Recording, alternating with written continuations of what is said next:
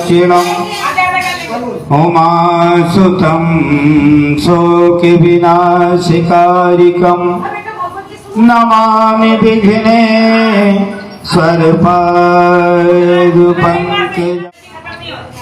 सर्वमंगलमांगल्ये शिवे सर्वार्थसाधिके शरण्ये त्र्यंबके गौरी नारायणी वदेहं धनुज बन कृशानुं ज्ञानिनामग्रगण्यं सकल गुण निधानं वानिराणामुदीशं रघुपति प्रिय भक्तं वातजातं नमामि वर्णानामर्थछन्दानां रसानां छन्दसामपि मंगलानां च कर्तारो वन्दे वाणी विनायकौ बागर्ता विसम्प्रेतौ बागर्ता प्रतिपत्तये जगता पितरौ वन्दे पार्वती परमेश्वरौ कृष्णाय वासुदेवाय हरे परमात्मने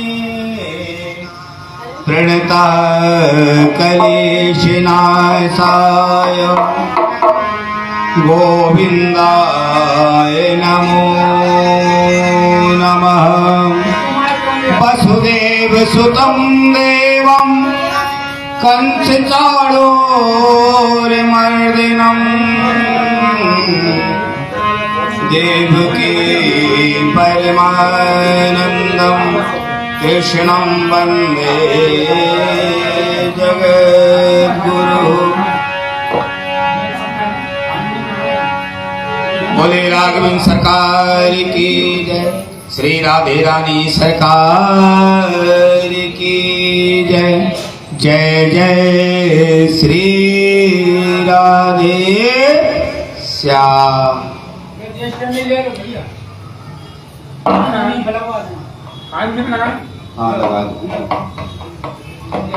श्री अकारण करुण करुणालय वाङ्मय प्रतिमूर्ति श्री अखिलेश्वर परमात्मा श्री मद्भागवत महापुराण को प्रथम प्रणाम करते हुए आवाह देवी देवताओं को प्रणाम, सभी विप्र वृंदों को बारंबार चरणों में प्रणाम। श्री तुलसीदास जी श्री हनुमंतलाल जी के चरणों में प्रणाम, हमारे गुरुजनों के चरणों में प्रणाम करते हुए आज हम श्रीमद्भागवत महापुराण के द्वितीय दिवस की पावन पुण्यमयी वेला में प्रवेश कर रहे हैं। आप सभी बड़े भाग्यशाली हैं कि आपके घर में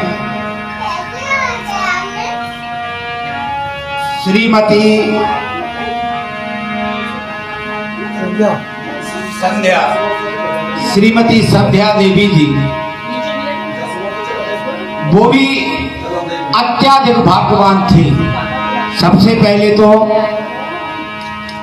एक भाग्य कि वह इस संसार से गई तो सुहागिन गई। दूसरा भाग्य कि उनकी वजह से आपके पूरे परिवार का तारण तरण समझ लो हो गया, क्योंकि उनने श्रीमद् भागवत महापुराण का वाचन अपने घर में करवाया है। लोग अपना जीवन पूरा निकाल देते हैं और सत्यनारायण भगवान की कथा भी नहीं करवा पाते। लेकिन वो बहुत भाग्यशाली है। आज हम सभी भगवान से प्रार्थना करते हैं कि वो जहां कहीं पर भी हो, भगवान उन्हें अपने चरणों में मोक्ष प्राप्ति दे। बोले राधे रानी सरकार की जय। आइए हम सभी लोग मिलकर के भागवत महापुराण को श्रवण करने से पहले अच्छा एक बात और है, जब हम कोई कार्य करते हैं तो हमें उस कार्य में डूब जाना चाहिए और अपने आप को, जैसे हम शंकर जी बनाते हैं तो शंकर जी बनाते हैं तो सबसे पहले क्या करते हैं, गले में, हृदय में, बाहुओं पे, माथे पर त्रिपुंड धारण कर लेते हैं। तो अपने आप को कैसा कर लेते हैं, शिवमय, और ओम नमः शिवाय का जप करते हैं। जब हम जप करते हैं तो हमारे अंदर भाव की प्राप्ति हो जाती है। और कहा भी है, क्या कहा है कि भावना में भावना हो तो भावना बेकार है, जय हो। ओ भावना में भाव हो तो भव से भेड़ा पार है, पार है।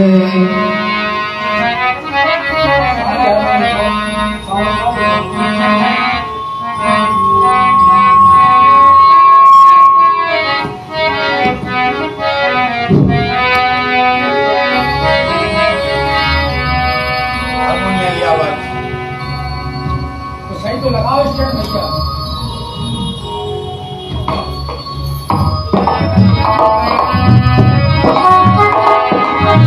और बड़ा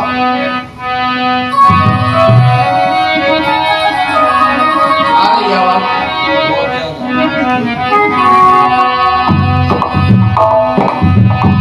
बोले राधे रानी सरकार की जय।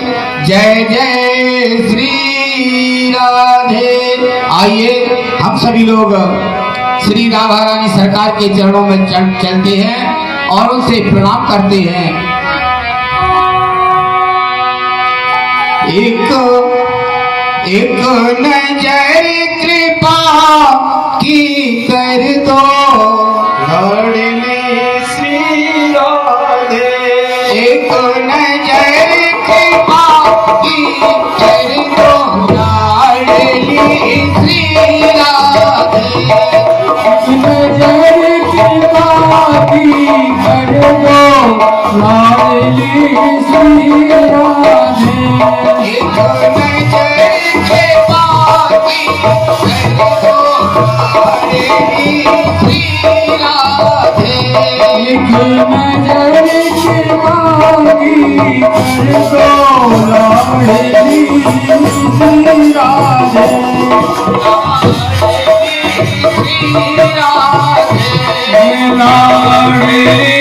श्री राधे।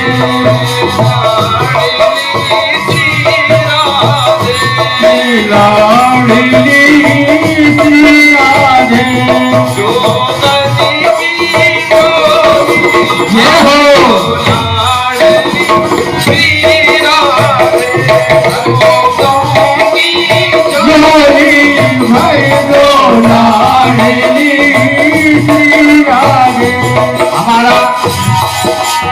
हमारी भगवती हमारी यजमानी कह रही थी कि गुरुजी राधे राधे के चक्कर में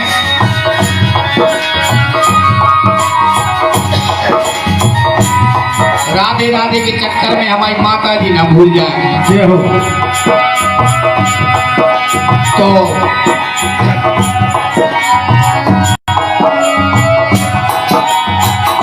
कि राधे मेरी स्वामी ओ मेरा राधे को दास ओ जन्म जन्म मोहे दिया श्री वृंदावन को नजर की बाकी कर दो लाडली श्री राधे। नजर की बाकी कर दो लाडली श्री राधे भक्तों की झोली भर दो लाडली श्री राधे। भक्तों की झोली भर दो लाडली श्री राधे बोले राधे रानी सरकार की जय हो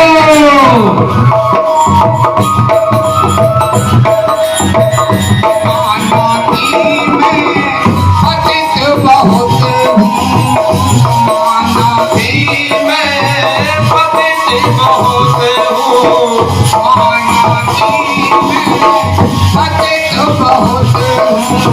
माना की मैं पतित बहुत हूँ हम सभी ने ये पाप किए हैं और दिन रात कर रहे हैं, नजर से, दृष्टि से, मन से, वाणी से। जय हो तो राधे रानी सरकार से कहना है, माना की मैं पतित बहुत हूँ, माना की मैं पतित बहुत हूँ माना की मैं पतित बहुत हूँ। माना की मैं पतित बहुत हूँ तेरो पतित पावन है राम लाडली श्री राधे। तेरो पतित पावन है राम लाडली श्री राधे तेरो पतित पाविनी राम लाडली श्री राधे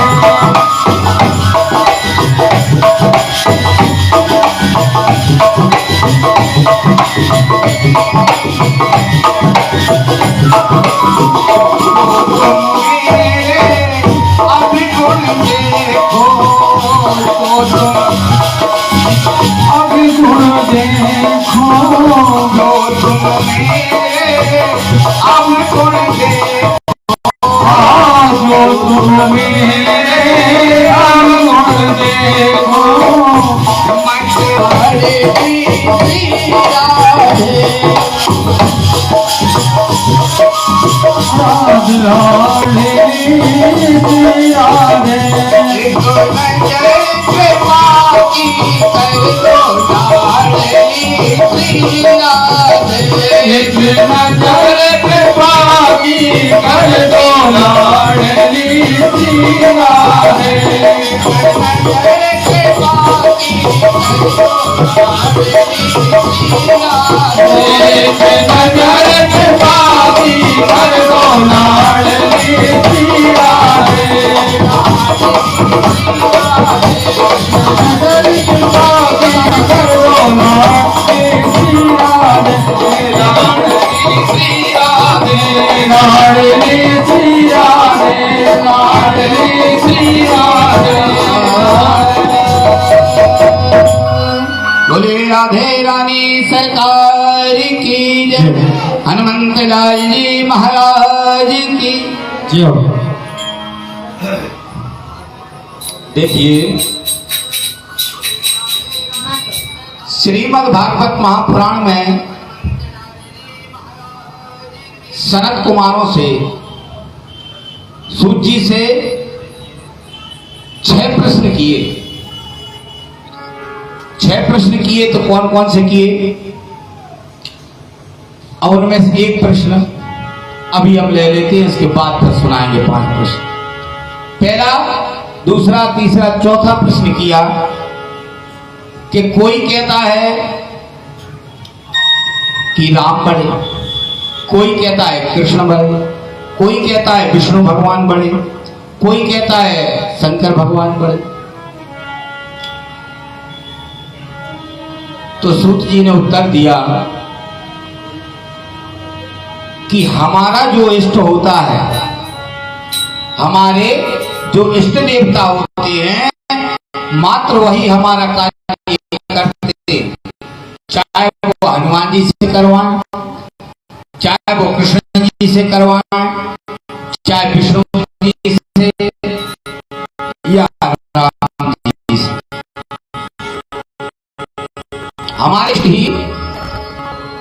को सारे सब अच्छा, यदि हम एक महीने एक कंपनी में नौकरी कर ली, एक महीने दूसरे में कर ली, ऐसे ऐसे हमारा जीवन निकल जाएगा और हम किसी के नहीं हो पाएंगे। और हमें जो मिलना था, नौकरी जब छूटती है तो क्या मिलता है किसी को पता? क्या? हाँ, प्रोविडेंट फंड, अपना जो है प्राइवेट फंड मिलता है जो कि हमने जमा किया है। जो हमने प्रोविडेंट फंड जमा किया है वह हमें प्राप्त होता है।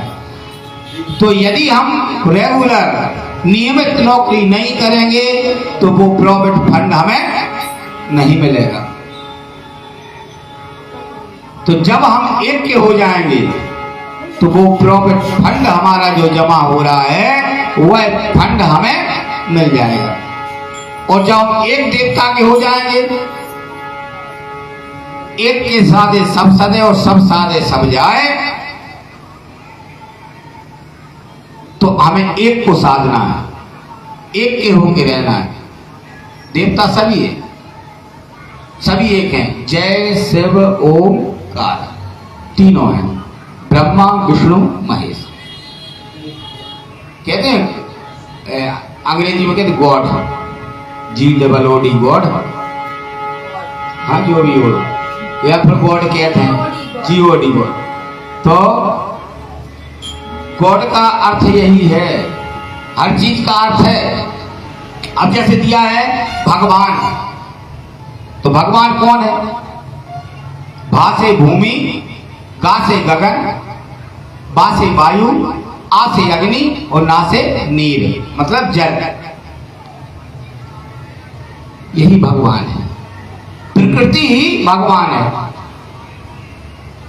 क्षिति जल पावक गगन समीरा, पंच तत्व विधि रचित शरीरा।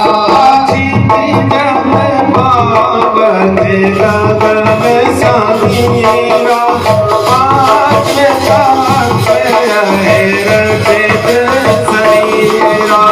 श्री राम ने आत्मा में शांति। समय चल रहा था, पर क्या हुआ कि उनके यहाँ एक गाय थी, उस गाय के यहाँ भी बहुत समय से बछड़ा नहीं हुआ और उनके यहाँ भी कोई पुत्र नहीं था। पहले तो उनने ध्यान नहीं दिया, चलता रहा, जवानी चलती रही, पर जैसे ही बुढ़ापा चल आने लगा तो अब लोग कहने लगे, और उनके घर में जो तुलसी महारानी लगी है वह भी सूखने लगी। नया पौधा लगाएं और सूख जाए, तो लोग कहने लगे पंडित जी आपने संतान है, आपने संतान है, इसलिए आपके घर कोई गाय ने बछड़ा नहीं दिया और आपके यहाँ भी कोई संतान नहीं हुई। धीरे धीरे धीरे धीरे समय बीतता गया। अब उनके ऊपर इस प्रकार का अकारण ही कारण छा गया कि उनका दिमाग घूमने लगा और उनने एक दिन निश्चय किया कि अब हम जो है इस घर को छोड़कर चले जाएं। इतने परेशान हो गए दूसरों के ताना सुन सुन के, और उन्होंने निश्चय करके सुबह ही उठे और वन की ओर चल दिए। उदास बैठे हुए थे।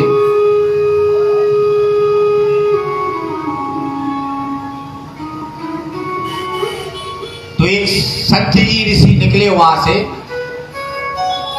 कहने लगे कथम रोदसी विप्र, हे विप्र तुम इतने दुखी क्यों हो, क्यों रो रहे हो? संत जी ने पूछा, पदत्वं संवत्सरम मह्यम सुख दुख कारणम। हे विप्र आपके दुख का क्या कारण है, बतलाइए। तो कहने लगे कि महाराज हमारे घर में कोई संतान नहीं है और मैंने निश्चय किया है कि जब हमें संतान प्राप्त होगी तभी हम घर जाएंगे। ऐसा उन्होंने मन ही मन विचार किया।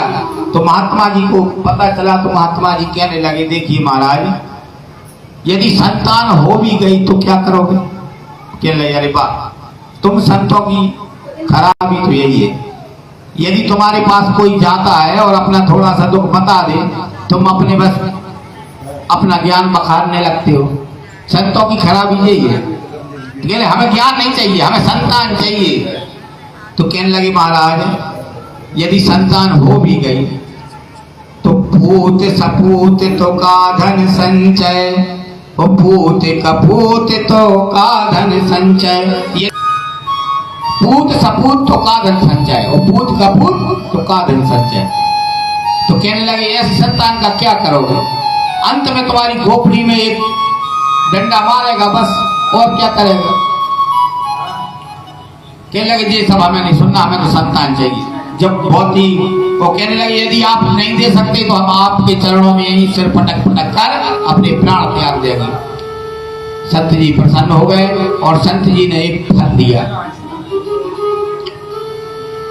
वो कह दिया कि यह फल जा करके अपनी पत्नी को खिला देना, तुम्हारे यहां पुत्र हो जाएगा। आत्मदेव जी उस फल को अपने घर पर लाए और अपनी पत्नी से कहा कि हमें संत जी ने यह फल दिया है, इस फल को तुम खा लेना, अपने यहां संतान हो जाएगी।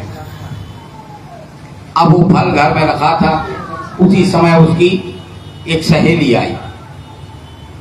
अब वो चिंता में कि अभी तो ऐसा था कि हम अच्छे भले भरते थे। हमने सुना है कि सुखदेव जी जो थे वो 12 वर्ष गर्भ में रहे। ऐसा ना हो जाए कि हमने फल खा लिया 12 वर्ष गर्भ में, हो अब ना मायके जा पाएंगे, ना पड़ोसियों में जा पाएंगे, ना किसी से लड़ पाएंगे, और कोई ने हमें मार दिया तो हम क्या करेंगे? क्योंकि हमारा वजन इतना हो जाएगा। अब 9 महीने कौन पेट में रखे? अब टेंशन हो गई। तो उसने अपनी सहेली से पूछा। अब उसकी सहेली के 7 बच्चे थे। जिसके यहां दांत है तो चना नहीं हो, चना है तो दांत नहीं। मतलब जिसके यहां सब कुछ है तो उसके यहां खाने वाले नहीं है। वो जिसके यहां खाने वाले हैं, जिसके यहां खाने को है तो उसके यहां कुछ नहीं है। तो सहेली से कहा बहन एक काम करना, तेरे यहां बहुत सारे बच्चे हैं, अब उसके यहां भी बच्चा होना था। कह लगे तेरे यहां भी बहुत सारे बच्चे हैं, एक बच्चा तू मुझे दे देना और हम अपने पति से कह देंगे कि ये बच्चा हमारे यहाँ हुआ है। तो झूठा मूठा पेट बना करके और 9 महीने तक फिरने लगी। और वह जो फल था, वह फल अपनी जो गाय थी उनकी, उस गाय को खिला दिया। तो गाय जो थी भगवान की कृपा से, संत की कृपा से गर्भवती हो गई। और जैसे ही पुत्र होने का समय आया, 9 महीने बाद पूरे में ढंढोरा पीट दिया कि हमारे यहाँ पुत्र हुआ है, पुत्र हुआ। अब तो आत्मदेव जी बहुत प्रसन्न हो गए और पूरे मोहल्ले में चिल्लाते फिर रहे, हमारे यहाँ पुत्र हुआ। मिठाई बंटवाई, बहुत ही आनंद उत्सव मनाया जन्म का। और जो गाय थी उसके यहाँ भी एक बछड़ा हो गया, तो जिसका नाम हुआ क्या? गोकर्ण, क्योंकि वह गौ के गर्भ से हुई और उसके संत की कृपा से हुई। तो कान थे गौ जैसे, कान उसके, और पूरा शरीर मनुष्य जैसा था, गौकर्ण जैसा उसका स्वरूप हो गया। गौकर्णो पंडितो ज्ञानी धुंधकारे महाखल। भगवान की कृपा से, संत की कृपा से जो पुत्र हुआ उसका पंडित थे, ज्ञानी थे। रा से राधा, उमा से माधव, रा से राधा, उमा से माधव। पहले से व्यवस्था बनी हुई थी नाम की। तो नाम का प्रभाव होता है। तो उनका नाम जब धुंधकारी रखा, अच्छे से रहे। अब एक पुत्र है तो कभी चोरी भी कर ली तो नहीं डांटा, कभी जुआ भी खेल लिया तो नहीं डांटा। अब घर में धन की कमी नहीं थी तो माता से पैसे ले जाए और धीरे धीरे माता से पैसे ले जा करके और बिगड़ गया। वेश्यावृत्ति करने लगा, जुआ खेलने लगा, शराब पीने लगा। इस तरह से वह धीरे धीरे करके एकदम से बिगड़ गया। और गोकर्ण तो भगवान संत की कृपा से हुए थे तो उनने विद्या प्राप्त की और काशी बनारस चले गए। तो वहां पर विद्या का अर्जन किया और ज्ञान प्राप्त करके और जब लौटे, जब उन्होंने देखा कि धुंधकारी जो था वह ऐसे पाप कर्म में लीन था तो देख करके वो फिर से चले गए वन को। अब धुंधकारी अकेला बचा। जब अकेला बचा तो उसने अपने पिताजी को भी परेशान किया, माता को परेशान किया। पिताजी भी परेशान इतने हो गए हद से ज्यादा तो वह भी वन को चले गए। और माता को एक दिन उसने घर में वेश्याएं लाने लगा। तो जब माता परेशान करे और माता मना करे तो माता के लिए मारे।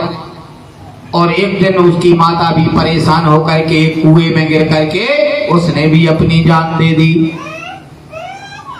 अब अकेला बचा। अब वेश्याओं को घर लाने लगा। अब वेश्याओं को क्या चाहिए? धन चाहिए। तो धन था नहीं तो वह चोरी करने लगा।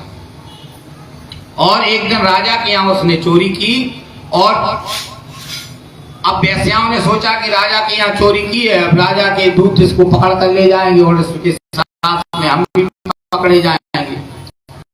तो उन्होंने क्या किया कि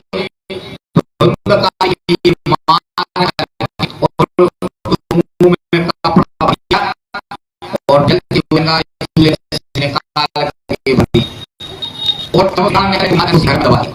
लेकर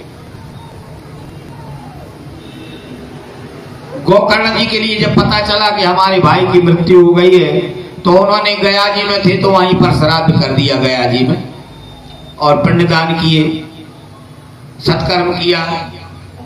और जब घर आए तो अब गांव लौट करके आए तो उन्होंने उनके आगे पीछे अजीब प्रकार की आवाजें आने लगी। कई प्रकार की आवाजें सुन करके वह उठकर जागकर बैठ गए। जब उन्होंने उन आवाजों से, अब उनके लिए ज्ञान था, पंडित थे, तो उन्होंने पूछा तो प्रत्यक्ष रूप में तो नहीं देखा धुंधकारी, पर आवाज आई कि गोकर्ण जी हम आपके छोटे भाई हैं और हमारे लिए वेश्याओं ने मार करके यहीं पर दबा दिया और हमारी आत्मा आप भटक रही है, हमारा उद्धार कैसे होगा? आप हमारा उद्धार करें। तो कहने लगे भैया हमने तो आपकी जैसी मृत्यु की खबर सुनी थी तो हम गया जी में पिंडदान कर आए, फिर कैसे तुम भटक रहे? हमने तुम्हारी तेरहवीं भी करवा दी, फिर क्यों भटक रहे? तो इसके लिए क्या किया जाए? सभी को पता लगाया, कुछ जब कोई पता न चला सूर्य भगवान सुबह सुबह बेबसवान निकले और सूर्य भगवान से गोकर्ण जी ने पूछा तो सूर्य भगवान ने बताया कि इसके लिए तुम सत्कर्म करो, अर्थात श्रीमद् भागवत महापुराण का सप्ताह ज्ञान यज्ञ किया जाए। जब श्रीमद् भागवत महापुराण इनको सुनाई जाएगी तो इनका तभी मोक्ष होगा। तो ठीक है, एक मंच बनाया, तुलसी का पौधा रखा, तुलसी जी को स्थापित किया, इस प्रकार से व्यवस्था बनाई। सभी व्यवस्था बना करके केले के खंबे, बांस इत्यादि बंधन वाले लगाए, सभी व्यवस्था करके और गोकर्ण जी ने श्रीमद् भागवत महापुराण की कथा श्रवण कराई। तो एक ऐसा जो बांस बना है इसमें अपन ने प्रेत को स्थापित किया है। जो भी हमारे प्रेत योनि में भटक रहे हैं उन प्रेतों के लिए इसमें स्थापित किया है, इस बांस में उनका आह्वान किया है। ऐसा एक बांस लगा दिया दक्षिण दिशा में और उसमें उनको स्थापित कर दिया अच्छा, जब कथा श्रवण कराए तो धुंधकारी रोता और सोता। अच्छा, कथा में नींद जरूर आती। अगर थोड़ी देर मन लगाए कथा सुन लो तो नींद आ जाती। हम 5 मिनट बैठ करके एकांत में जाप करने लगे तो 2 मिनट नहीं लगेंगे, वो नींद आ जाएगी। क्योंकि मन जब एकाग्र होता है तो निद्रा देवी अपना प्रभाव दिखाने लगती है। क्योंकि निद्रा देवी के लिए वरदान है कि जहां पर भी भगवान का कीर्तन भजन हो रहा हो वहां पर तुम जाकर के विघ्न, यही तो माया है, माया में तो हम फंसे हुए हैं। तो निद्रा देवी जरूर आती है। और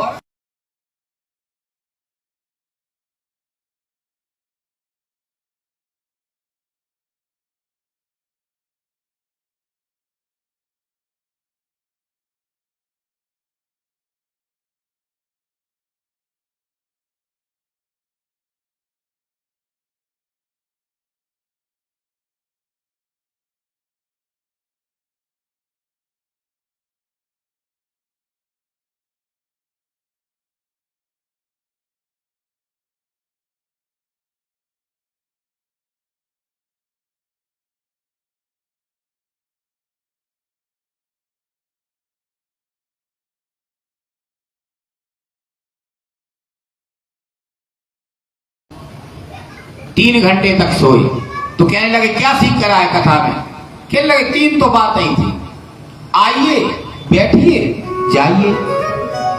तीनों बातें, आइए बैठिए जाइए। अरे कहने लगे तो अब इसका भजन करना, कहने लगे। पत्नी कहने लगी अब इसका भजन करना है तुम्हें, जब सीख कर आए हो तो अब दिन भर में चाहे आइए बैठिए जाइए, आइए बैठिए जाइए। रात हो गई, रात हो गई, नींद लग गई। अब नींद में भी बेचारे भजन कर रहे, आइए बैठिए जाइए, आइए बैठिए। उसी रात में डाकू आ गए।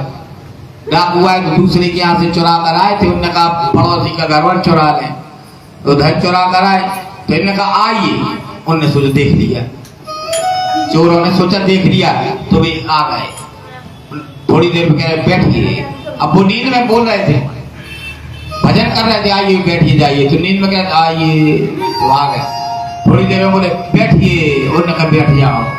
अब चोर आए थे बैठ गए। मत तो कर दी। अब चोरों ने सोचा कि देखो अब हम फंस तो गई है, तो 1 पॉइंट बस जितना लिया था वह सब छोड़ करके अब इन्होंने थोड़ी देर में कहा जाइए। तो वो धन जितना लाए थे तो वो धन यहीं पर छोड़ के चले गए।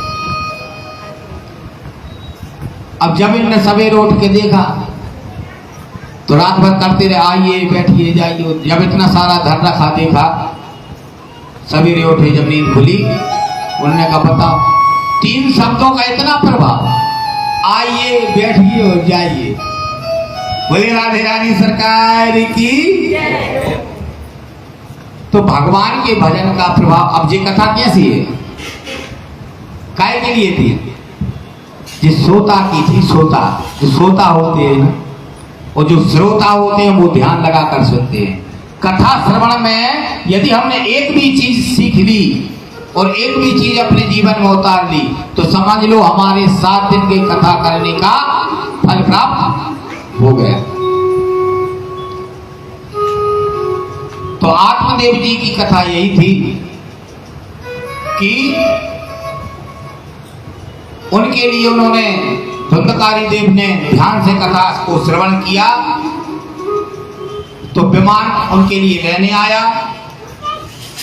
अब कथा का नियम, उन्होंने कहा पंडित जी फलार, कहले हाँ फलार करेंगे। अब यजमान बेचारा ना कर पाए फलार तो क्या, जरूरी नहीं है कि यजमान पूजा के बाद भोजन करके भी कथा श्रवण कर सकते हैं। भाव कहते हैं कि भाव अलख आलसु और नाम जपत मंगल दिशु।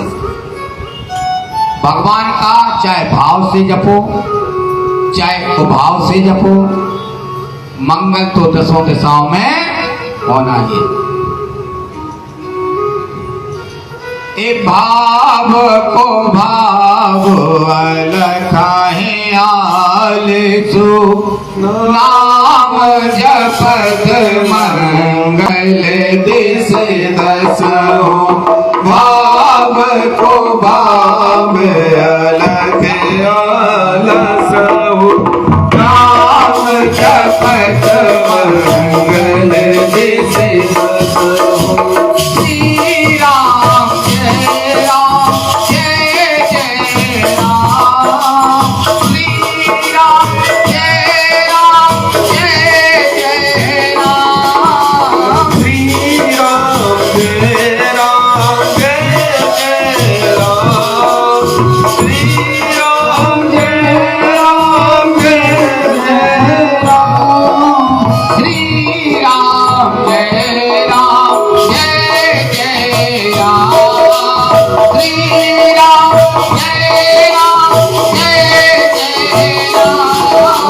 भाव सुभाव अलख आलस हो नाम जपत मंगल दिस दसो नाम जपत मंगल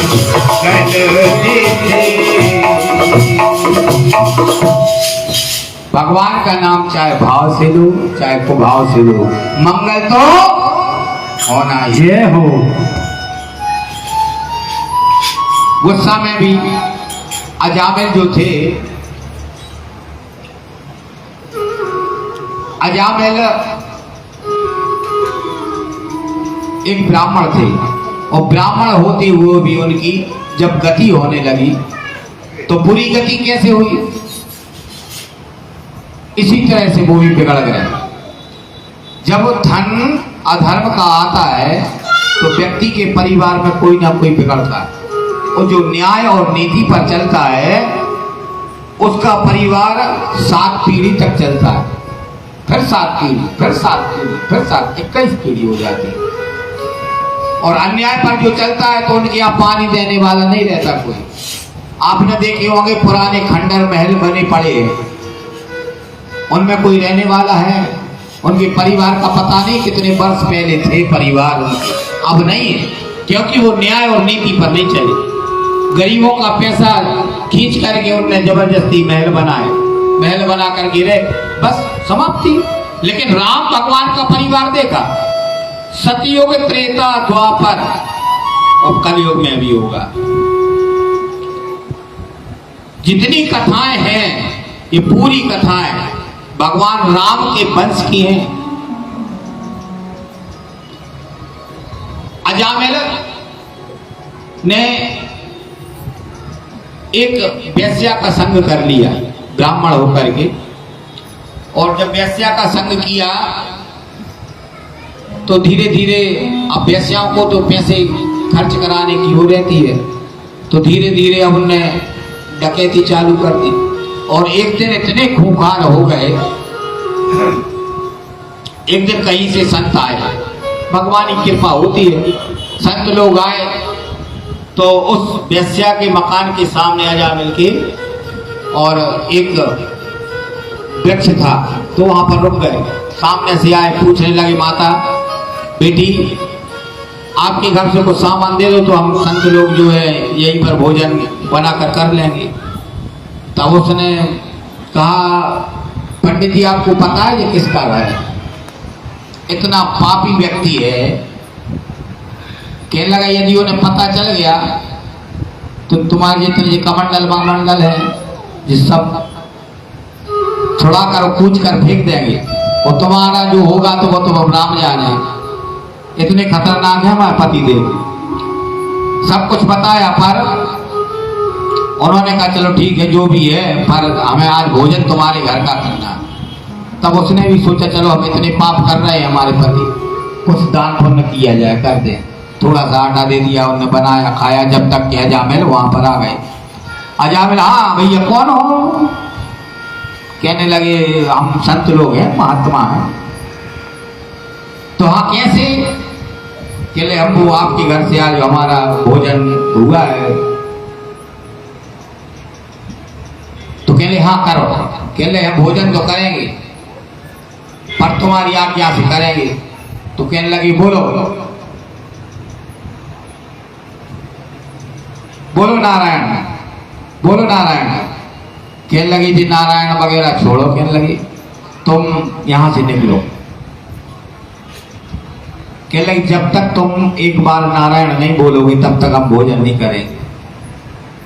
तो कहने लगी चलो ठीक है। और कहने लगी तुम्हारे पुत्र का नाम नारायण रखना। तो उनके पुत्र का नाम, उन्होंने कहा चलो ठीक है, जब हमारा पुत्र होगा तब देखी जाएगी। तो उन्हें याद आया जब पुत्र हुआ तो उसका नाम नारायण रख लिया। अब पाप उन्होंने इतने किए थे, तो जब यमदूत उनको लेने आए आखिरी समय पर, तो जब कष्ट होता है, यमदूत जब यातनाएं देते हैं और प्राण खींचते हैं, तो अपने पुत्रों का नाम चिल्लाते हैं लोग। कष्ट जब होता है तो जब उनने अपने पुत्र को बुलाया, नारायण बचाओ, नारायण बचाओ, नारायण बचाओ, तो वहां भगवान विष्णु की सिंहासन हिलने लगी, क्योंकि उसने इतने पाप किए थे और एक बार पुण्य किया। तो यमदूत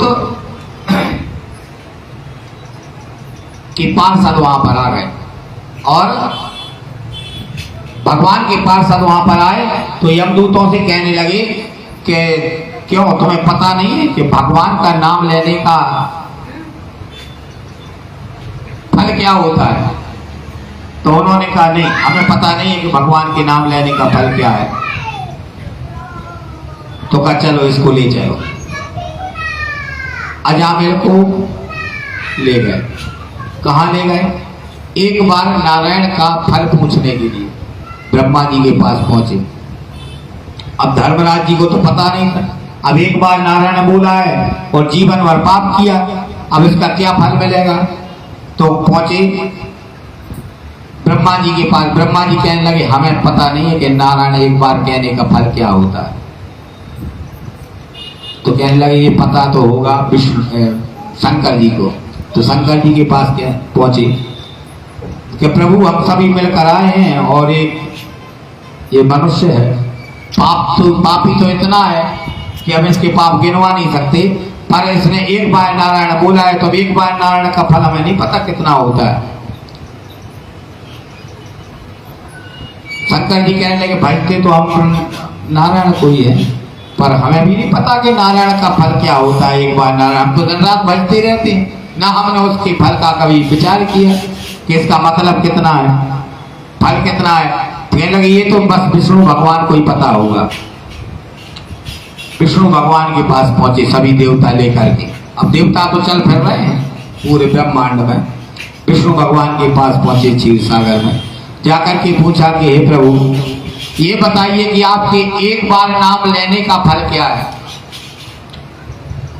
भगवान विष्णु ने कहा कि हे देवताओं, एक बार विष्णु कहने का, नारायण कहने का फल यही है। का क्या है? हमें समझ में नहीं आया।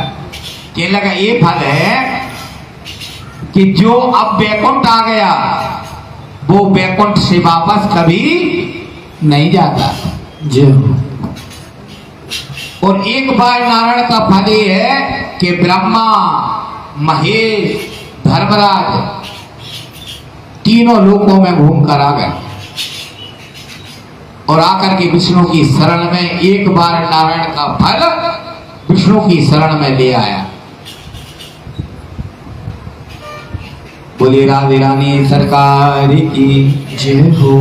है एक बार के फल में कुछ, नारायण कहने का एक बार का फल है। तो यहां पर हम महात्म की समाप्ति होती है और हम प्रथम स्कंद में प्रवेश करते हैं।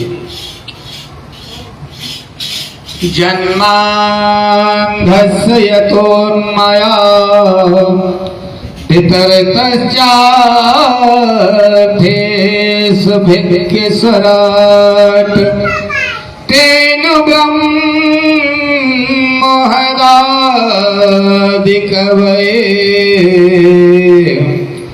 मोद्यन्ते सोऽयम्।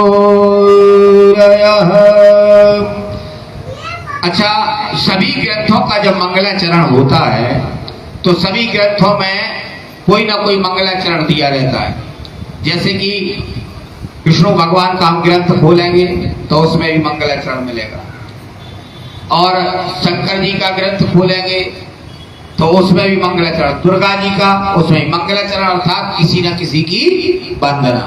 शुरू में हम उसी की वंदना करते हैं जिसका ग्रंथ खोलते हैं। जैसे हम रामायण पढ़ते हैं तो कहते हैं जय समरथ सिद्ध होए गणनायक करी मरवर। भगवान राघवेंद्र सरकार की महिमा का वर्णन, उनकी प्रार्थना, वर्णा नाम अर्थ छंद रसा नाम छंद सावपी मंगला नाम चा करतारो बंदे वाणी विनायक। तो किसी ना किसी की वंदना दी रहती है हर ग्रंथ में, परंतु श्रीमद् भागवत महापुराण में किसी की वंदना नहीं है, किसी का मंगलाचरण नहीं दिया है।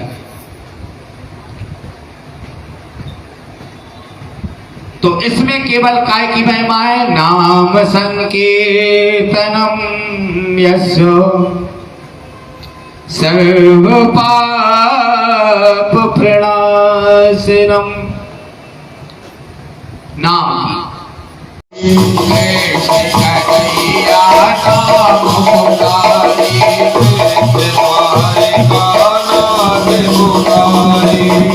और क्या हुआ, पड़ गया तीर अपार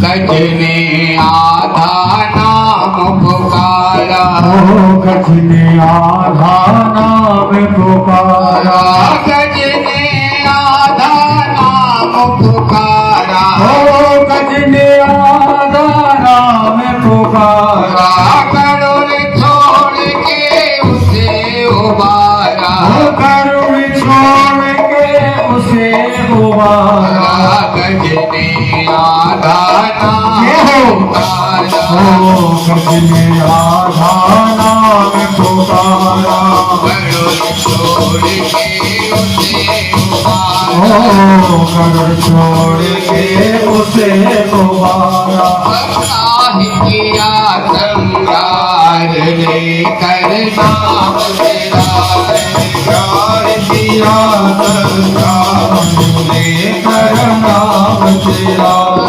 हो गए भगवान लेकर नाम तेरा, हो गए भगते पार लेकर नाम तेरा, हो जाएंगे भगते पार लेकर नाम तेरा, हो जाएंगे भगते पार लेकर नाम तेरा।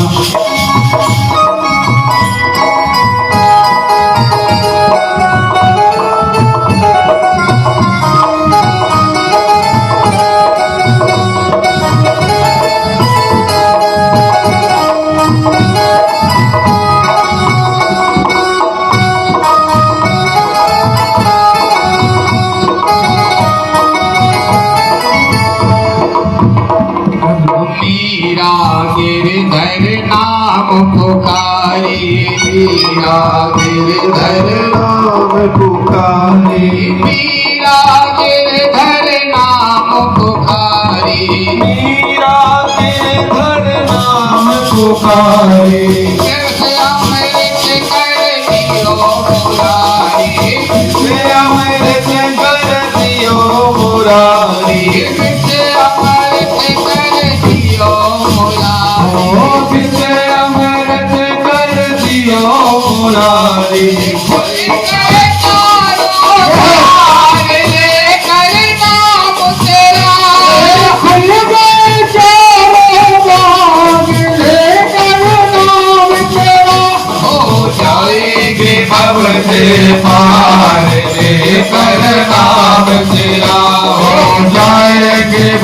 से पार हे करुणा मोरा हो जाए भव से पार हे करुणा मोरा।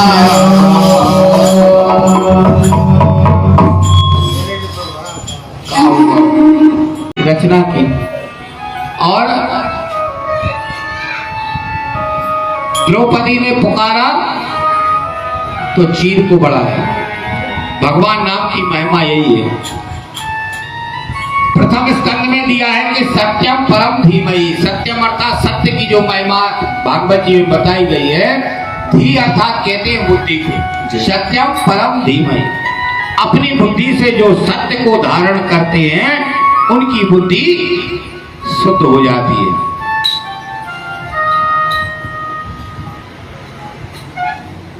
धर्म न दूसर सत्य समाना, आगम निगम पुराण बखाना। धर्म के जैसा कोई दूसरा सत्य नहीं है। और सत्य ही क्या है? धर्म है। धार्यति सा धर्मा, अर्थात कि जो धारण किया जाता है उसे हम धर्म कहते हैं। भाई धर्म को हम धारण ही तो करते हैं। उन्होंने कहा आज हमारा व्रत है, मतलब हम धर्म को धारण किया। आज हमारा दिन भर व्रत रहेगा, हम कुछ नहीं खाएंगे, जल नहीं पिएंगे, निर्जला व्रत है। तो ये धर्म को धारण करना ही धर्म होता है। यदि हम धारण करते हैं तो ही धर्म है, नहीं तो कुछ नहीं है। आगम निगम पुराण बखाना, आगम निगम अर्थात ये पुराण शास्त्र, यह सभी सत्य की ही महिमा बखान करते रहते। धर्म प्रोज्झित परमो निर्मर्त शरणाम सता। कहते हैं भगवान भोलेनाथ का नाम क्या है? शिव। शिव अर्थात कल्याण। शिव का नाम ही कल्याण करने वाला होता है। शिव के नाम का अर्थ होता है कल्याण। निगम कल्पतरोर्गलितम फलम सुख मुखाद मृत संयुतम। वेद श्रीमद् भागवत महापुराण क्या है?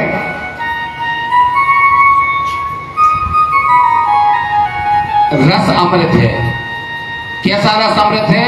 जिसमें जैसा आम लेते हैं तो आम में तो गुठली रहती है, पर श्रीमद् भागवत महापुराण के रस में कोई गुठली रूपी कुछ नहीं है, केवल रस ही रस है।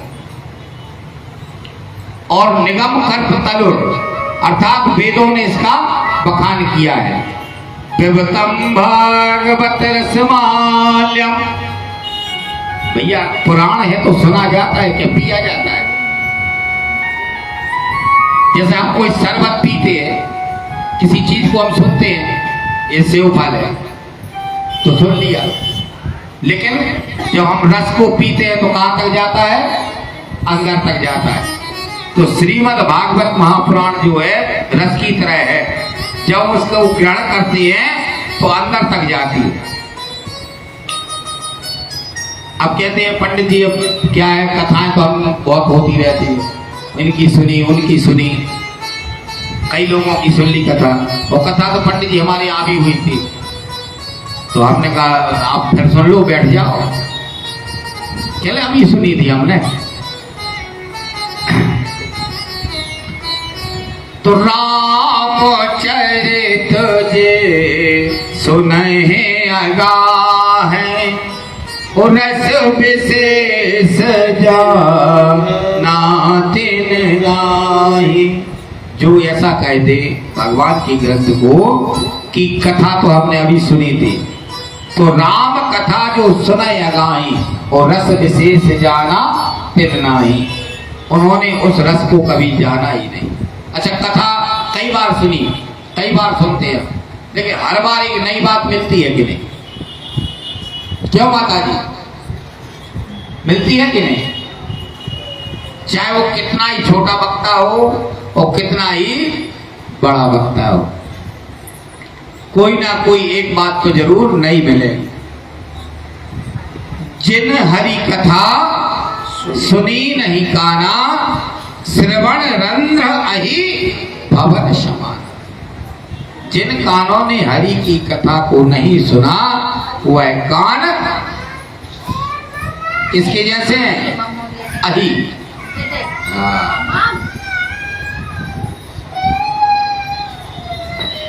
तो कहते हैं कि मानव के लिए परम धर्म क्या है? तो मानव के लिए परम धर्म क्या है? सवेरे उठना, स्नान करना, जल्दी उठना, है ना? मानव के लिए परम धर्म जल्दी उठना नहीं है। मानव के लिए परम धर्म है कि हम धर्म को धारण करें, धर्म को धारण करें। कहते हैं आलस्य कुतो विद्या, अविद्यस्य कुतो धनम, अधनस्य कुतो मित्रम, अवित्रस्य कुतो सुखम। आलस करने वाले को कभी भी उन्नति प्राप्त नहीं हो पाती। अलसस्य कुतो विद्या, अधनस्य कुतो धनम। और जिसके पास धन नहीं है, क्योंकि जब हमारा कारोबार, अब जैसे हमारी ड्यूटी है 8 बजे और हम उठ रहे 9 बजे, तो ड्यूटी जा पाएगी, हमारी उन्नति होगी? कभी नहीं होगी। जब हम 8 बजे जा रहे हैं तो हमें 5 बजे उठना पड़ेगा, तब जाके हमारा कार्य जो है समय पर हो पाएगा। तो यदि हम 9 बजे जाएंगे, दूसरे दिन ऑफिस से भगा देंगे। अधनस्य, और यदि आपके पास धन नहीं हुआ तो तुम्हारा कोई मित्र नहीं होगा, और रिश्तेदार जो सगे होंगे तुम्हें दूर के है, हमारे हैं तो लगते तो है, भली सगे होंगे, पर क्या क्या क्या कह देंगे? दूर के है। अधनस्य कुतो मित्र, अमित्रस्य कुतो सुखम। और जिसका कोई मित्र नहीं होता, हमारे मन की बात सुनाने वाला, अमित्रस्य कुतो सुखम, उसके लिए सुख प्राप्त नहीं होता, क्योंकि वो मन में घूमता रहता है, भरा रहता है कुछ ना कुछ।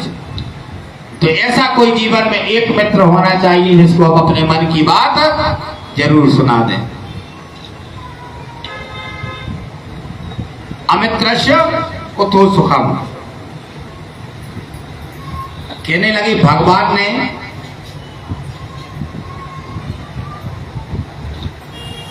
भगवान का नाम अजन्मा है, और भगवान ने जन्म नहीं लिया। कहते हैं भगवान ने जन्म लिया, भगवान का जन्मोत्सव मनाते हैं।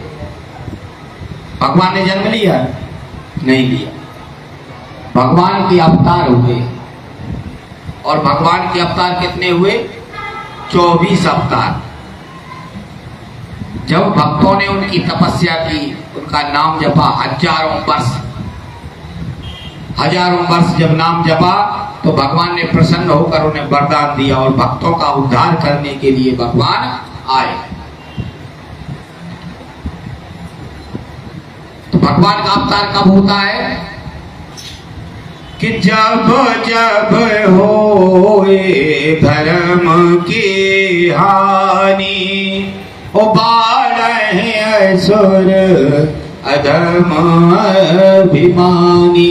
जब जब इस संसार में धर्म की हानि होने लगती है, सज्जनों पर परेशानी आने लगती है और पाप बढ़ जाता है, तब तब धरे प्रभु विविध शरीरा, हरहि शोक निधि सज्जन पीरा। तब तक भगवान क्या करती है?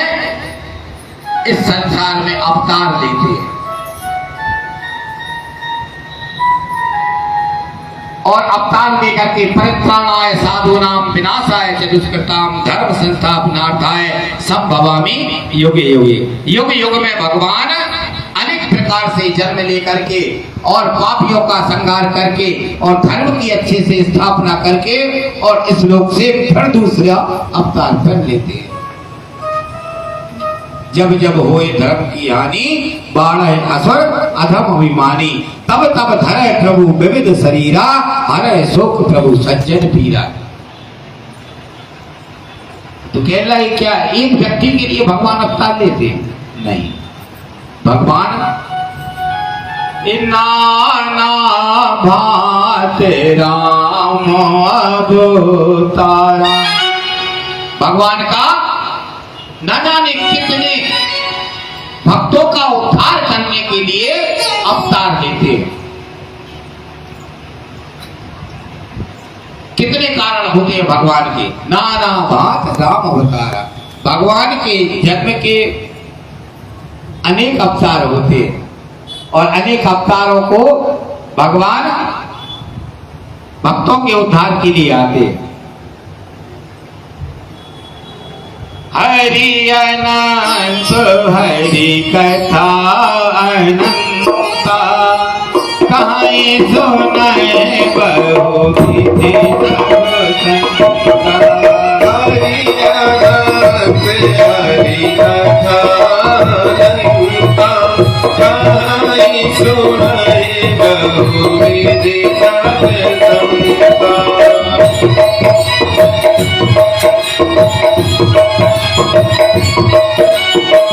श्री राम जय राम जय जय राम। श्री राम जय राम जय जय जय जय राम।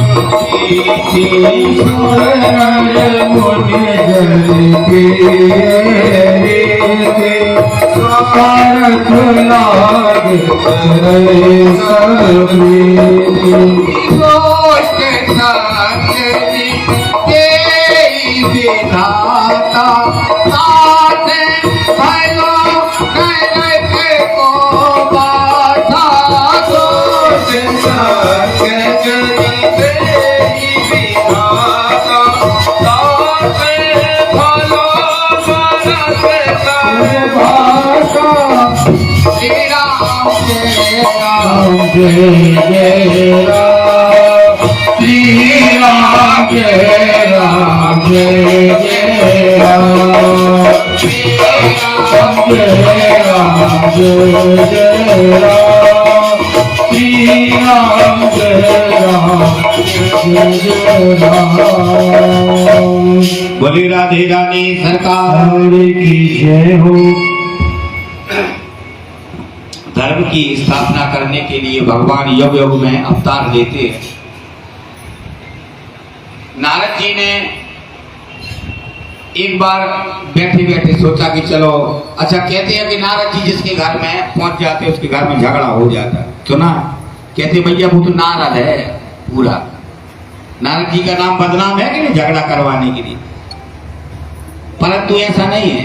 नारद जी के जिसको दर्शन हो जाता है तो नारदो देव दर्शना। नारद जी के दर्शन हो गए, समझ लो भगवान तो तुम्हें मिलना ही है, मिलेगी। भगवान की प्राप्ति नारद जी अति शीघ्र करवा देते, समझ लो भगवान आपके लिए मिलने वाले हैं। तो एक दिन नारद जी के मन में विचार आया कि चलो लक्ष्मी जी के घर में तो हमने झगड़ा कई बार करवा दिया और सरस्वती जी के घर में भी कई बार झगड़ा करवा दिया, चलो अच्छा कुछ करके आते हैं, पार्वती जी के यहाँ चलते हैं तो कुछ करें। तो नारद जी शंकर जी के यहाँ पहुंचे। कहते ना रद्द ना रद्दा, जिसकी बात कभी रद्द ना हो उसे कहते हैं नारद। तो नारद जी पार्वती जी के पास पहुंचे। पार्वती जी ने देखा जैसे, अरे नारद जी आइए रिसीवर विराजिए, बहुत दिनों में आए। एक थाली में लड्डू रख दिए। नारद जी ने लड्डू पाए, कहने लगे ये लड्डू तो अच्छे हैं। नारद जी बहुत दिनों में आना हुआ, कहले माता आजकल मैंने हर कहीं आना जाना छोड़ दिया है, पहले मैं बहुत जाता था पर आप मुझे समझ में नहीं। कहले क्यों नारद जी क्या बात है ऐसी? कि माता बात ऐसी है कि संसार में सच्चाई तो बची नहीं, झूठ का साथ हो गया है, हर कोई झूठ बोलता है। कि नहीं ऐसी बात नहीं, हमारे भोले बाबा तो हमें हर बात बतलाते, कभी झूठ नहीं बोलते। कह नहीं ऐसी माता मानो तो आप, संसार में झूठ ज्यादा है। और सत्य कम है कि नहीं? कहले भोले बाबा हमारे हमें यहाँ तक कि जो गुरु मंत्र देते हैं वो कहा जाता है कि गुरु मंत्र कभी किसी को बताया नहीं जाता। तो कहने लगे हमारे भोले बाबा हमें गुरु मंत्र भी बता देते हैं बातों ही बातों। इतनी सच्चाई उनके अंदर। कहने लगे अच्छा ये सही बात है कि हाँ नारद जी बहुत प्रेम है हम दोनों में। अच्छा उनने एक बात बतलाई कभी आपको कि जो उनने अपने गले में मुंडों की माला धारण की है वो किस? कहले हाँ ये बात तो है, ये तो नहीं बतलाई कि जब छोटी सी बात है। कहले यही तो माता आप लोगों की खराबी तो यही है कि आप लोग हर बात को छोटी मोटी समझ के छोड़ देते हैं। ये छोटी बात नहीं है। कहने लगे अब हमें क्या करना है? पर हमें क्या करना है? हम तो आए थे, हमने कहा आपके दर्शन करे आए। चलो अब भोले बाबा तो समाधि में बैठे हैं तो हमने सोचा माता के दर्शन करे आए। तो आपके दर्शन हो गए, अब हमें क्या करना है? आप जानो भोलेनाथ जाने किसके मुंड है। इतना कह करके वो नारद जी उठ गए, माता प्रणाम अब तो हम जा रहे हैं। और उठ के चल दिए। और जाते जाते भोले बाबा से बोलते गए, कहले भोले बाबा माता ने आपको याद किया है। अब उन्हें पता था कि अब तो कुछ ना कुछ होगा। आग लगा के वो चल दिए। अब नारद जी तो चले गए। भोले बाबा ने कहा हाँ नारद जी जहां से आप आए हैं तो माता ने तो हमें बुलाया ही होगा। अब जब आप आए हैं तो कुछ ना कुछ तो होगा, चलो भैया चलते हैं। तो शंकर जी पहुंचे तो माता पार्वती जी को भवन में बैठे एकांत में, मुंह उतरा हुआ, चेहरा मुरझाया हुआ। और भोले बाबा पहुंचे तो कहने लगे क्यों देवी क्या बात है, आज तुम बहुत उदास हो? कहने उदासी का कारण है तुम हो बेईमान और इस संसार में तुमसे बड़ा झूठा नहीं है कोई। और आज तक हमने तुम बराबर बेईमान नहीं देखा। कहते ऐसी क्या बात हो गई? पर हम तो आपसे कुछ नहीं छुपाते और हमने ऐसा क्या कर दिया जो हम बेईमान हैं? कहने लगी ये बताइए कि आपने सब कुछ हमें बताया, सब कथा सुनाई, पर ये मुंडों की माला जो धारण की है ये किसकी है? भगवान भोलेनाथ कहने लगे अरे इतनी छोटी बात, ये तो तुम्हारे मुंडों की माला है। हमारे मुंडों की माला? हाँ 108 बार तुम 7 बार तुम्हारी मृत्यु हो चुकी और हमने उसी मुंड के लिए अपने गले में धारण कर दिया। अच्छा तो कह रहे तब तो तुम और ज्यादा बेईमान। तो कह रहे अब कैसे बेईमान हो गए? हम तुमसे इतना प्रेम करते हैं कि तुम इतने बार तुमने जन्म ले लिया, हम उतने बार तुम्हारे मुंड को अपने धारण किया, इतना तुमसे प्रेम करते हैं, अब कैसे बेईमान? कहने लगे इसलिए बेईमान कि हम बार बार मर जाते हैं और तुम जाओगे। तो कहने लगे हमने जो है भगवान के नाम रूपी अमर कथा श्रवण की, इसलिए हम कभी नहीं मरते। हाँ कहने लगे यही तो हम कह रहे हैं कि यही तो बेईमानी। यदि तुम हमें चाहते होते, यदि तुम हमसे प्रेम करते होते तो तुम हमें भी अमर कथा श्रवण कराते, जिससे हम भी आपके साथ जन्म जन्मांतर रहते। तो भगवान ने कहा ठीक है अब आपने अमर कथा सुनी है, कहले हमें भी अमर कथा सुनाओ। तो पार्वती जी ने जिद की तो भगवान भोलेनाथ जी अमर कथा श्रवण कराने के लिए तैयार हो गए। और अमर कथा कहने लगे देवी जब हम अमर कथा सुनाए तो उसमें आपको हुंका देना पड़ेगा। हाँ कहना पड़ती। जब कोई जैसे हमारे नाना कोई कहानी सुनाते थे तो वो कहते थे, पहले क्या देते थे जब हम छोटे छोटे थे, पहले कहानी का जमाना था, तो कहते थे यदि बीच में तुमने हुंका नहीं दिया, हाँ नहीं बोली, तो हम वहीं बंद हो जाएंगे और फिर कभी नहीं सुनाएंगे कहानी। तो हम लोग बीच में हमें समझ में तो आती नहीं थी, पर हम लोग कहे हाँ नाना हाँ, हाँ नाना हाँ, ऐसे कह देते थे। तो पार्वती जी ने कहा ठीक है हम श्रवण करें। भगवान ने भगवान की प्रार्थना करके अमर कथा प्रारंभ की। तो कथा कैसी श्रवण? कथा ऐसी नहीं कि जैसे आपने 3 घंटे सुन ली। भगवान तो जो शुरू हुए तो अनंत जन्म की भगवान की कथा सुना रहे। एक दिन हुआ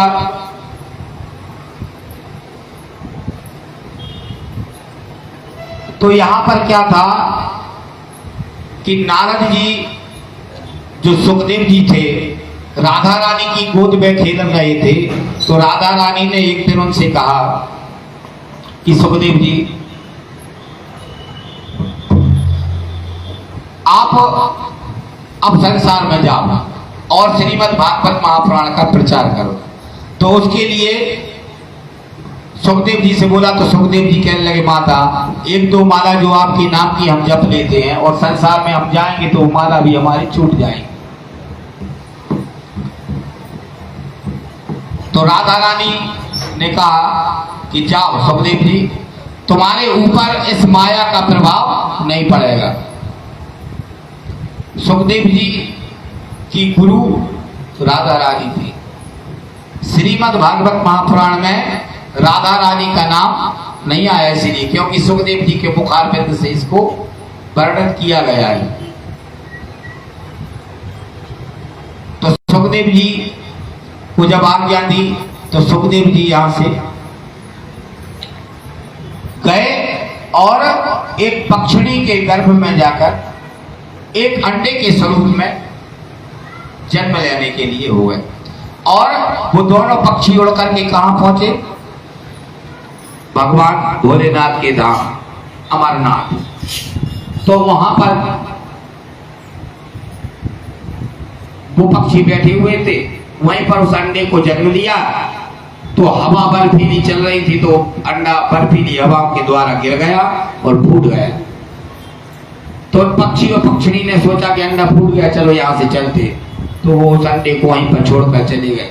जब भगवान भोलेनाथ की प्रथम दिवस की कथा हुई तो वो फूटा हुआ अंडा जुड़ गया। जब दूसरे दिन की कथा हुई तो उसमें जीव आने लगा। तीसरे दिन की कथा हुई तो उसमें जीव आ गया। इसी प्रकार से जब कथा चलती गई तो उस अंडे का आकार जो था वह एक पक्षी का आकार बन गया। और जब सप्तम दिवस की कथा हुई और भगवान कहने लगे पार्वती जी, तो पार्वती जी उनको हाँ बोलती जा रही है और कथा श्रवण कर रही हैं। तो वह अंडा जब कथा श्रवण हुई तो वह अंडा एक दिन फूट गया और उसमें से जो चूजा निकला। अब उसने कथा श्रवण की, उसका प्रभाव चल रहा था अमर कथा का। कथा श्रवण की तो वो पार्वती जी के तो निद्रा लग गई। अब 2-3-4 दिन हो गए। भगवान तो भगवान है, पार्वती जी की नींद लगी। तो उसने सोचा कि भगवान रुक जाएंगे भी यदि हमने हाँ नहीं बोली तो वह हुंका देने लगा, ओम ओम की आवाज आने लगी। भगवान भोलेनाथ ने सोचा कि पार्वती जी कथा श्रवण कर रही है। जब भगवान भोलेनाथ ने कहा तो फिर उद्धव जी ने भगवान गोपियों से इस प्रकार का ज्ञान लिया तो पार्वती जी की झपकी खुली। कहने लगी फिर क्या हुआ भोलेनाथ जी? स्वामी फिर क्या हुआ? तो कहने लगा, भगवान भोलेनाथ कहने लगे क्यों? पार्वती जी तुम्हारी क्या निद्रा लगी थी? कहां? तो फिर ओम की आवाज कहां से आ रही थी, मतलब हाँ की आवाज कहां से आ रही थी? उन्होंने जैसे ही देखा कि एक पक्षी है जो छुप करके अमर कथा सुन रहा है। तो भगवान ने एक त्रिशूल लेकर के और उसके पीछे उसे मारने के लिए दौड़े तो सुखदेव जी उड़ गए, क्योंकि अमर कथा सुन ली थी, अमर हो गए। सुखदेव जी उड़े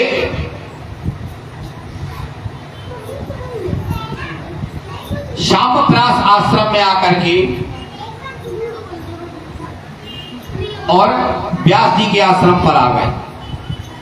व्यास जी के आश्रम पर आए तो वहां पर बिटका देवी जी जब ही उनने जिम्भाई ली और मुंह बाया तो उनके जिम्बाई के कारण अंदर चले गए और गर्भ में छुप गए। भगवान भोलेनाथ जी आए, देख करके लौट गए। भगवान ने कहा कि व्यास जी ने उन्हें बहुत समझाया, खेले भगवान अब कथा श्रवण किए, खेले नहीं कथा श्रवण किए तो ठीक है, पर कथा कभी पीछे से नहीं सुनना चाहिए। कथा का नियम है, कथा हर हमेशा आगे बैठकर सुने, व्यासपीठ के आगे बैठकर। तो उसने कथा का निरादर किया है, इसलिए हम उसको मारने के लिए आज भस्म कर देंगे। भगवान व्यास जी के समझाने पर भगवान भोलेनाथ लौट गए और सुखदेव जी बिटका देवी के गर्भ में 12 वर्ष रहे। बहुत समय बीत गया और उनके मुख से वेद मंत्रों की आवाज आने लगी। तब उन्होंने कहा कि स्वामी मेरे अंदर से वेद मंत्रों जैसी ध्वनि सुनाई देती है। व्यास जी कहने लगे कि बेटा सुखदेव, अब तुम्हारी माता के लिए कष्ट होने लगा है, 12 वर्ष हो गए, अब तुम जो है बाहर निकलो। तो सुखदेव जी बाहर निकलने के लिए तैयार नहीं थे। फिर व्यास जी के कहने पर सुखदेव जी जैसे ही बाहर निकले तो सीधे निकल करके और वन की ओर चले गए, रुके नहीं। व्यास जी बड़े दुखी होने लगे कि हमने इतने ग्रंथों की रचना की, श्रीमद् भागवत महापुराण की रचना की, इसका ज्ञान हम किसको देंगे, उसका प्रचार कैसे होगा। तो व्यास जी सुखदेव जी के पीछे पीछे जा रहे हैं, पर सुखदेव जी किसी की ना सुनते हुए वो वन की ओर चले। अहो बकीयम स्तन काल को निदास पाय, ले गति धत्रुचिता, ततो अयं कम दयालु शरणं भजे। कहते हैं जहां राम तह, जहां काम तहाँ राम नहीं, और जहां राम तहाँ जिसके हृदय में पहले ही काम बैठा है, उसके हृदय में राम नाम रूपी धन बैठ ही नहीं सकता। तो भगवान व्यास जी ने सुखदेव जी को श्रीमद् भागवत महापुराण कथा श्रवण कराई और जन जन में उसके प्रचार के लिए सुखदेव जी को कहा कि इसका प्रचार करें।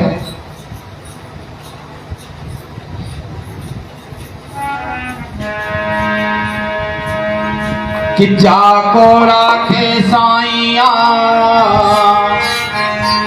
ओ मार सके ना कोई,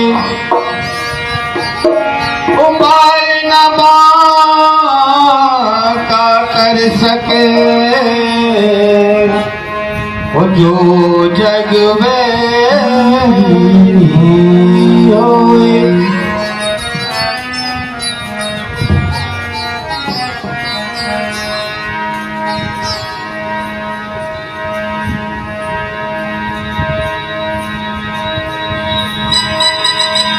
हो बीती जाए रे हो बीती जाए रे ओ मैरिया सजना बिना, बीती जाए रे ओ मैरिया भजन बिना,